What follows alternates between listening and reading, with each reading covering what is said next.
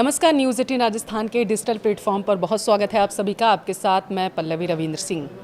आज दुनिया बेहद कशमकश से गुजर रही है। आर्थिक उथल फुथल है और जिस तरीके से महंगाई लोगों को झिला रही है, मिडिल ईस्ट में जिस तरीके से वॉर के हालात बने हुए हैं, ईरान अमेरिका के बीच में अभी भी तनाव अपने चरम पर है, जिसकी वजह से ग्लोबल सप्लाई चेन की सांसें अटकी हुई हैं। तो दूसरी तरफ अगर हम देखें तो ग्लोबल मार्केट में गोल्ड की बात चाहे हम कर लें या फिर क्रूड ऑयल के दामों के ऐतिहासिक उथल पुथल जो मची है उसकी बात कर लें, एक आम निवेशक जो है उससे लेकर के देश की अर्थव्यवस्था तक हर कोई इन ग्लोबल ट्रिगर्स की तपिश जो है महसूस कर रहा है। और इन तमाम सवालों में अगर आप भी उलझे हुए हैं तो इसका सटीक जवाब देने के लिए आज हमारे साथ इस पॉडकास्ट में मौजूद हैं जाने माने कम्युनिटी एक्सपर्ट्स अनुज गुप्ता जी। अनुज जी, बहुत स्वागत है आप सभी का न्यूज़ 18 राजस्थान पर। देखिए, अनुज जी हमारे शो में मौजूद हैं और ये आपको बताएंगे कि किस तरीके से सोने चांदी में जिस तरीके से महंगाई देखने को मिल रही है, क्रूड ऑयल के दाम क्यों आगे बढ़ रहे हैं और अभी मिडिल ईस्ट में क्या तनाव बना हुआ है, इस पर अनुज जी अपनी बेबाक राय यहाँ पर रखते हुए नजर आएंगे। अनुज जी, पहला सवाल तो आपसे मेरा यही है कि हाल में सोने चांदी की कीमतों में जो रिकॉर्ड तेज़ी आई है उसको आप किस तरीके से देख रहे हैं? देखिए, अगर हम बात करें गोल्ड सिल्वर की तेज़ी, ये हमने जनवरी के महीने में देखा था, जब उसमें गोल्ड करीबन 1,90,000 तक चला गया था और चांदी करीबन 4,20,000 तक चली गई थी। तो उस टाइम पे हमने देखा था कि एक फोमो क्रिएट हो गया था, फिजिकल जो सप्लाई थी वो क्रंच हो गई थी, जिसकी वजह से हमने एक तेज़ी का ट्रेंड बनते हुए देखा था। इन्वेस्टमेंट डिमांड जो थी वो वहाँ पर आती हुई दिखाई दी थी। उसके बाद हमने देखा गोल्ड सिल्वर के भाव करेक्ट होते हुए दिखाई दिए और पिछले एक महीने से काफ़ी रेंज में ट्रेड करते हुए दिख रहे हैं। हालांकि ऐसे में अगर आप देखेंगे तो गोल्ड ETF की डिमांड बहुत बड़ी है। अगर आप देखेंगे तो चाइना लगातार सेंट्रल बैंक्स खरीदारी कर रहे हैं गोल्ड की, तो गोल्ड की डिमांड जो है वो बढ़ती हुई नजर आई है। कहीं ना कहीं एक सेफ हेवन डिमांड हम गोल्ड के भावों में आता हुआ देख रहे हैं, जिसकी वजह से हमने पिछले 2 सालों की अगर आप कंपेयर करेंगे तो एक अच्छी तेजी हमने गोल्ड में सिल्वर में आती हुई देखी है। नहीं, तो ये डिमांड एक तरफ हम युद्ध के हालातों से देख रहे हैं कि मिडिल ईस्ट में क्या अभी तनाव बना हुआ है, दूसरी तरफ ये अचानक से डिमांड जो सोने की बढ़ी है, तो इसके पीछे आप क्या कारण मान रहे हैं? ये क्या लोगों के दिमाग में क्या आ गया कि जल्दी से खरीद के रख लें? देखिए, ये होता है जनरली लोग 2 चीज़ें होल्ड करते हैं, तो करेंसी होल्ड करते हैं या गोल्ड होल्ड करते हैं। वॉर की वजह से करेंसी डेप्रिशिएट हुई है, तो लोगों को लगता है कि वॉर की वजह से करेंसी को आप ले जा नहीं सकते, करेंसी को आप होल्ड नहीं कर सकते, और क्योंकि करेंसी डेप्रिशिएट हो रही है तो ऐसे में लोग जो हैं जनरली सेफ हेवन एसेट को होल्ड करते हैं। तो ऐसे में क्रूड जो गोल्ड है वो सबसे पहले आता है। हालांकि क्रूड भी सेफ हेवन एसेट होता है, बट उसको होल्ड करना मुश्किल होता है, तो इसलिए लोग गोल्ड को होल्ड करते हैं, जिससे कि उसको अगर वो कहीं पर भी शिफ्ट होते हैं तो उसको ईजिली यूज़ कर सकते हैं। तो as a investment, as a safe again uncertainty और एज अ इन्वेस्टमेंट के तौर पे लोग गोल्ड को बाय करते हैं। तो आप कहना चाहते हैं कि इस वक्त जो सोना है वो लोगों के लिए सेफ पॉइंट बना हुआ है, लोग सोच रहे हैं कि अभी इसको स्टॉक करके इसका रख लेते हैं ताकि आगे हमारे काम आएगा? बिल्कुल। देखिए, अगर कोई भी अनसर्टेनिटी होती है उसके बाद मान लीजिए अगर कोई शिफ्ट कर रहा है अपना एक कंट्री से दूसरी कंट्री में, तो उसको गोल्ड ले आना ईजी होता है, तो उसको वहाँ जाकर वो यूज़ कर सकता है। करेंसी उतनी जल्दी वो ले आ नहीं सकता, तो इसलिए गोल्ड लोग होल्ड करते हैं एक लंबी अवधि के पर्सपेक्टिव के लिए कि वहाँ पर उनको इन्वेस्टमेंट भी मिलता है और अगर कोई अनसर्टेनिटी होती है तो उसका ही बेनिफिट मिलता है। तो क्या ये जो तेज़ी आई है, जैसे हम देख रहे हैं कि सोना अचानक से महंगा हो रहा है, अचानक से सस्ता हो रहा है और ज़्यादातर तेज़ी से महंगाई हमने सोने में देखी है, भाव बढ़ रहे हैं उसके, तो ये दुनिया भर में फैले जो जियोपॉलिटिकल टेंशन है उसका नतीजा है या फिर चीन और अन्य देशों के सेंट्रल बैंक्स की जो भारी खरीदारी, क्योंकि हमने देखा कि सोशल मीडिया पर बहुत सारी चीज़ें वायरल हुई, इसकी खरीदारी इसका कारण है? इन दोनों चीज़ों में से आप क्या मान रहे हैं? दोनों चीज़ें हैं यहाँ पर। अगर हम एक माइक्रो लेवल पे बात करें तो गोल्ड ETF की डिमांड बहुत बड़ी है। हमने भी लेटेस्ट म्यूचुअल फंड का डेटा देखा है जिसमें काफ़ी लोगों ने ETF में खरीदारी करी है। और अगर हम मैक्रो लेवल पे जाएँ तो यहाँ पर डेफिनेटली सेंट्रल बैंक्स बहुत बड़ा रोल प्ले करते हैं। हम देख रहे हैं कंटिन्यूसली जो सेंट्रल बैंक्स है वो गोल्ड के अंदर अपनी होल्डिंग इंक्रीज़ कर रहे हैं, क्योंकि उनको लगता है कि अगर उनके पास गोल्ड होगा तो उनकी इकोनॉमी स्ट्रॉन्ग दिखाई देगी, क्योंकि गोल्ड हमेशा से ही वेल्थ का पार्ट रहा है।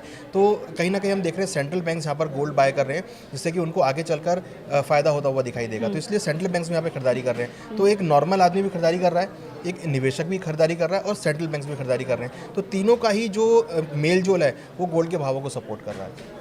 और ये जो अभी बीच में कुछ खबरें आई कि सोना कहीं सस्ता हुआ और उसके बाद कहीं हमने देखा कि एक दिन महंगा हो रहा है, दूसरे दिन जाके सस्ता हो रहा है। आम जो इंसान है, क्योंकि वो भी खरीद रहा है, अब वो कन्फ्यूज़न में है कि वो खरीदे या बेचे। जब महंगा हो रहा है तो वो बेच दे या फिर सस्ता हो रहा है तो वो खरीद के रख ले। देखिए, अगर मैं पिछले 10 सालों के डेटा की बात करूँ तो गोल्ड करीबन 600% बढ़ा है पिछले 10 सालों में। तो अगर हम एक ट्रेडिंग सोच रहे हैं कि आज हम ले रहे हैं, कल हमें रेट मिलेगा, तो ऐसा पॉसिबल नहीं है।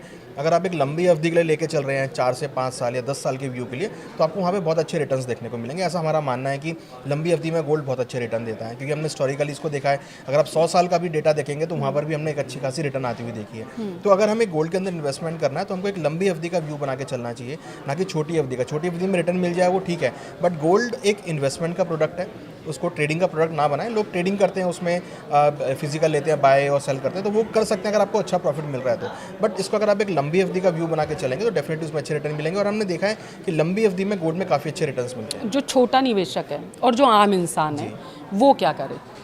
देखिए, जनरली गोल्ड लोग फिजिकल में लेना पसंद करते हैं। जो आम निवेशक हैं वो जनरली फिजिकल में गोल्ड बाय करते हैं, तो वो भी एक ऑप्शन है। उनको खरीदारी करना चाहिए। वो हर महीने कुछ क्वांटिटी बना सकते हैं लेने के लिए। ऐसा एक व्यू बना के चलें कि हर महीने कुछ कुछ क्वांटिटी आपको ऐड करनी है। नहीं तो गोल्ड ETF है वो ले सकते हैं। एक्सचेंज के थ्रू जाकर भी अपने डीमैट अकाउंट में गोल्ड ले सकते हैं। तो सारे ऑप्शन अवेलेबल हैं बेस्ड ऑन कि आपके पास किस तरीके का आपको रिक्वायरमेंट है। अगर आपको फिजिकल की रिक्वायरमेंट नहीं है तो आप डीमैट में भी ले रख सकते हैं, आप ETF भी ले सकते हैं। आपको अगर फिजिकल की रिक्वायरमेंट है तो आप ज्वेलर के पास जाकर स्मॉल क्वांटिटी में भी ऐड कर सकते हैं। आप कहना चाहते हैं छोटा छोटा निवेश करते हैं जो आम लोग हैं। और क्या जो आम लोग हैं, जो मैं बड़े इंसानों की बात नहीं कर रही हूँ जो बहुत ज़्यादा वो करते हैं, मैं सिर्फ इतना जो आम इंसान है, जो अभी शादी का सीज़न आने वाला है, जैसे अक्षय तृतीया आ गई, तो उस दरमियान जो लोग खरीदते हैं, तो क्या वो छोटा छोटा निवेश करना शुरू कर दें या फिर कैसे करें? बिल्कुल, गोल्ड में तो मैं ये कहना चाहूँगा कि अगर आप 100 रुपये महीने में इन्वेस्टमेंट करते हैं तो उसमें से आप 20 रुपये आप गोल्ड में निकाल के रखिए। मीन्स अगर आपको लगता है कि आपको हर महीने कुछ इन्वेस्टमेंट करना है तो गोल्ड इज़ अ प्रोडक्ट जिसको आप हर महीने इन्वेस्टमेंट करें। क्योंकि अगर आप इसको इन्वेस्टमेंट करेंगे और आप लंबी अवधि के बाद देखेंगे तो यू विल गेट कि हाँ, मेरे को एक बहुत अच्छा रिटर्न मिला। बहुत अच्छा रिटर्न। तो आप हर महीने मैं तो कह रहा हूँ कि अगर आप कोई इनकम किसी को आ रही है इनकम, तो उसमें से 100 रुपये वो गोल्ड के लिए निकाल के रखें और गोल्ड में इन्वेस्टमेंट करता चले। छोटे छोटे इन्वेस्टमेंट करिए, ये अनुज जी का कहना है। अच्छा अनुज जी, इस ऑल टाइम हाई मार्केट में अगर एक आम रिटेलर जो है, निवेशक भारी कन्फ्यूज़न में भी आ जाता है, और उसके लिए आपकी क्या रणनीति होगी? अभी निवेश करना सही अभी के हालातों पे अगर देखें कि जिस तरीके से कभी हॉर्मुज पे ईरान कब्जा कर रहा है, कभी अमेरिका कर रहा है, तो ऐसे में उथल पुथल तो मार्केट में भी मची हुई है, तो आम रिटेलर जो है वो क्या करें? देखिए, गोल्ड के भाव जनवरी में बहुत बढ़ गए थे। अगर आप कंपेयर करेंगे जनवरी के भाव से तो करीबन 30% भाव नीचे आ चुके हैं। चांदी के भाव भी करीबन 50% नीचे आ चुके हैं। तो यदि अच्छा मौका है, हाई से भाव नीचे करेक्ट हो चुके हैं, और जिनको अगर शादी वगैरह है, जिनके घर में फिजिकल रिक्वायरमेंट, तो उनको लेना चाहिए। और जिनको इन्वेस्टमेंट करना है तो वो तो मैं कह ही रहा हूँ कि आप हर महीने कुछ कुछ क्वांटिटी ऐड करें। एक SIP का फॉर्म बना के चलें, उसमें आप खरीदारी करें। आप लोअर क्वांटिटी लेकर चलें, आप स्मॉल क्वांटिटी लेकर चलें, बट ऐड ज़रूर करें। क्योंकि जो ये अनसर्टेनिटी का माहौल है, जिसमें आप देखिए कि स्टेट ऑफ हॉर्मुज बंद हो रहा है, कभी ओपन हो रहा है, कभी वॉर हो रही है, कभी नहीं हो रही है, तो ऐसे में बहुत अनक्लियर सा माहौल हो गया है। तो ऐसे में करेंसी यहाँ पर डेप्रिशिएट होती हुई दिखाई दे रही है, जिसकी वजह से जो इन्वेस्टमेंट है वो गोल्ड की तरफ शिफ्ट होती हुई दिखाई दे रही है। आप करेंसी की बात कर रहे हैं तो मुझे अभी कल परसों की ये खबर है तो मुझे वो याद आ गई, क्योंकि ये पाकिस्तान में लोग क्या कर रहे हैं कि ईरानी जो करेंसी है वो बहुत ज़्यादा लेके रख रहे हैं, क्योंकि उनके दिमाग में ये चीज़ चल रही है कि कल को अगर युद्ध रुकता है, वो ईरान जाते हैं, या फिर उनको ये उम्मीद है कि ये करेंसी जो है आगे चल करके हमें मुनाफा दे सकती है। तो उसको लेकर के आपके क्या विचार हैं? देखिए, अगर हम पाकिस्तान के लेवल पे बात करें तो ईरान एक वे है। अगर आपको UAE के अंदर एंट्री करना है तो पाकिस्तान बाया रोड आप ईरान से एंट्री कर सकते हैं। तो ये कि आपको वहाँ पे फ्लाइट लेने की जरूरत नहीं है, आप खाली बॉर्डर क्रॉस आपको बाय रोड करना। तो एक वो वे है कि अगर आपके पास ईरानी करेंसी होगी तो आप इजीली ईरान से ट्रैवल होते हुए आप UAE के अंदर या दुबई के अंदर भी जा सकते हैं। तो वो इंडिया के पास ऑप्शन नहीं, क्योंकि आपको पाकिस्तान क्रॉस करना पड़ेगा। तो यहाँ पाकिस्तान के पास ऑप्शन नहीं है। अगर आपके पास ईरानी करेंसी है तो आप उसको आगे खर्च करके बाया रोड आप दुबई वगैरह जहाँ भी आपको जाना आप जा सकते हैं। तो ये पाकिस्तान का पॉलिटिकल एक नज़रिया है कि आपके पास अगर करेंसी है तो आप अदर कंट्रीज़ में ट्रैवल कर सकते हैं। वो रद्दी के भाव खरीद रहे थे क्या? क्योंकि बहुत सारी चीज़ें मैंने ऐसी देखी कि वो ये सोच रहे हैं कि हम किलो के भाव में पहले खरीद के रख लेते हैं, देन इसके बाद हमें बहुत ज़्यादा मुनाफा होगा। तो क्या ऐसा संभव है? देखिए, बिल्कुल।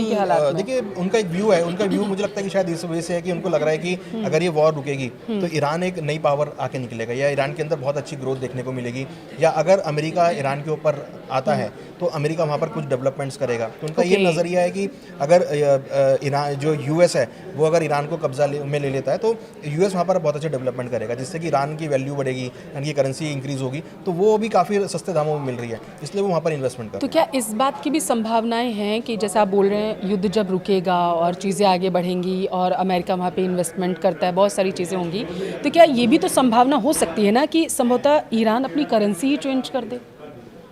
ऐसी पॉसिबिलिटीज़ हैं?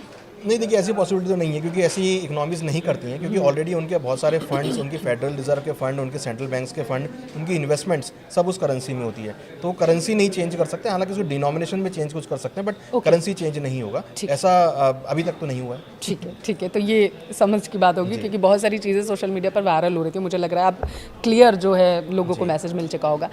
अनुज जी, अमेरिकी फेडरल रिजर्व की अगर हम बात करें, ब्याज दरों में कटौती को लेकर के बात करें, जो अनिश्चितता बनी हुई है, और सोने की कीमतों की दिशा आखिर इस तरीके से अगर देखें तो कैसे तय होती है कि आज महंगा होगा, कल सस्ता हो जाएगा? ये कोई क्या फिक्स होता है क्या कहीं से? फिक्स कुछ नहीं, देखिए डिमांड सप्लाई के ऊपर एक ये डिपेंड होता है, प्लस यूएस के डेटा के ऊपर बहुत डिपेंड होता है ये, प्लस लोगों का अपना नज़रिया है, तेजी मंदी जो करते हैं, जो ज्वेलर्स होते हैं, on basis of physical demand. अभी हमने अक्षय तृतीया देखा, आया था पीछे, तो यार लोगों ने वहाँ पे जम के खरीदारी करी, तो वहाँ पे गोल्ड के भाव तेज हो गए।